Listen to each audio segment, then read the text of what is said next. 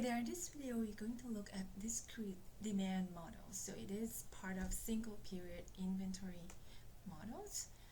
And again, to use discrete demand models, you would have to have probability distribution that's specific to your problem context. Okay. In the previous video we looked at continuous demand. To use continuous demand, we don't have to have probability distribution specific to our problems. Instead, we used the standard Z table or the standard normal distribution curve. Alright, and these are the steps. Very similar to continuous demand. So the first step, you're going to find the two costs and then plug them in and find the probabilities or service level. Okay, but in discrete demand model we don't need to use the standard normal distribution curve or standard Z table. Alright, the last step is to find out the optimal order quantity or optimal Q. In this example, okay, overbooking problems, we want to find the optimal number of no-shows, and that's implied the optimal number of overbook reservations. Okay, in this problem, a hotel near the university always fills up on the evening before basketball games. History has shown that when hotel is fully booked, the number of no-shows has a distribution shown in the table. The average room rate is $80, and if overbooked, the hotel has to find a room in a nearby hotel and pay for the customer, and the cost and that's going to cost the hotel about $200 because of late notice. Alright, now here we have the two numbers, 80 and 200. On the right side here, it is the probability distribution. So number of no-show, it's in the first column here. Number for no-show equal to 2, okay, probabilities it's 10% or 0.10. 4, the probability is 20% or 0.20. The third column is the cumulative probabilities. So 13 right here is the sum of 0.05 and 0.08. And 0.58 here is the sum of all these 5 numbers. Okay, alright, now we have all the information we need. Let's move on and look at the next step. So the next step, we're going to determine the two costs. The cost of underestimating the number of no-shows is 80. So this is the lost revenues, because on average it costs about $80 per room. Okay, the customer pay about $80 per room. And the cost of overestimating the number of no-shows. If all the rooms book and you need to find room for the customer, then you would need to pay about $200. Okay, plug them in, you're gonna get service level. Okay, here the service level is 0.2857. We don't need to use this standard normal distribution curve. No. We're gonna go back and look at the probability distribution table.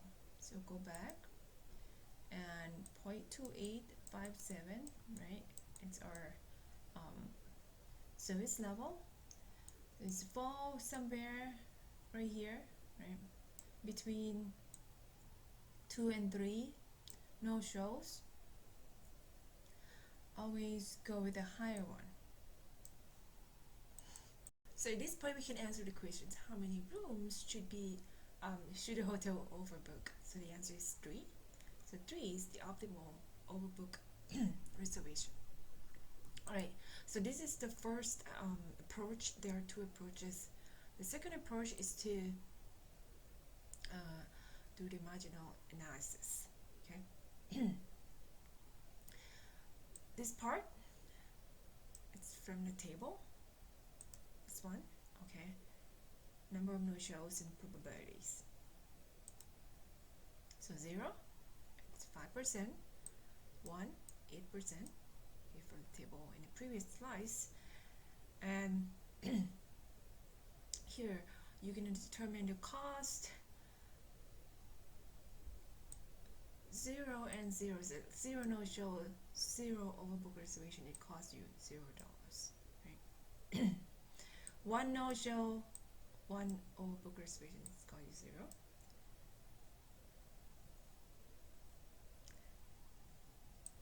0. 4 no-show, 0 overbook reservation. It's going to cost you 4 no-show, 0 overbook reservation is this one, $320. Why is $320? Because one room's the cost, it's about $80, right?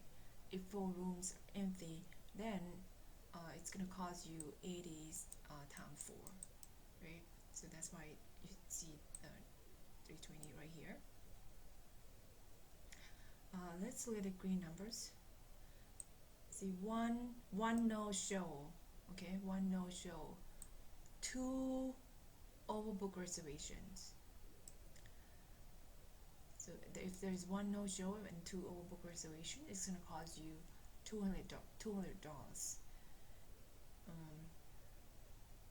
Because 1 room is there's two overbook reservation and 1 room is empty, so you can fit 1 here. But there will be 1 customer. You need to find a room for 1 customer, right? And it's gonna cost you about $200. Let's pick this one. 1 no-show and 8 overbook reservations. So you have to find rooms for not a room, 7 rooms for 7 customers, right? Because there's 8 overbook reservation and there's just 1 no-show. So 7 times 200, it's 1,400. Okay, so you're going to determine all the cost here in this in the table, and then the next step. So the next step, you're going to multiply the cost.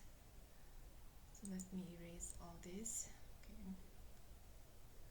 The next step, you're going to multiply the cost with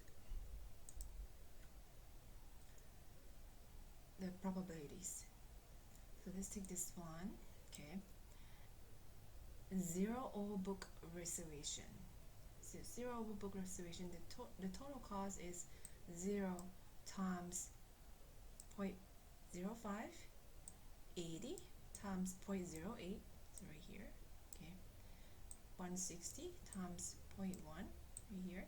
So you're going to do this for all the 10 numbers here to determine the total cost. And you're going to do the same for 1, 2 through 10 overbook reservation. And then you're going to look at the total cost, which one give you the lowest total cost. That is the optimal number. So in this example, 3 overbook reservation gives you lowest total cost. So that means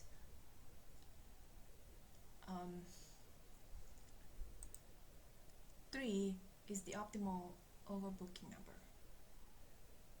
Alright, so this is the second approach. You can do marginal analysis.